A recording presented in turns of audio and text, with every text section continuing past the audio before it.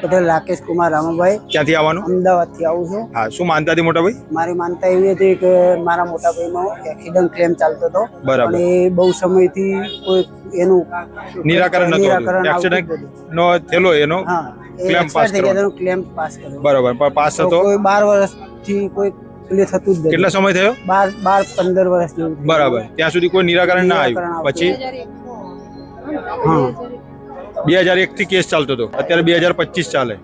બરોબર, ત્યાં સુધી કોઈ નિરાકરણ ના આવ્યું. પછી એ માતાજીની માનતા કયા માતાજીની ઉખાર મેળવી કઈ રીતના પ્રાર્થના કરી હતી? કે માતાજી મારું આટલું કામ થઈ જાય તો હું તમારા પારે 11,000 રૂપિયા મૂકીશ અને ચાલતો આવીશ. એવી તમારા મનથી પ્રાર્થના કરી અને પહેલી વાર જ આયા હતા પ્રાર્થના કરી હતી.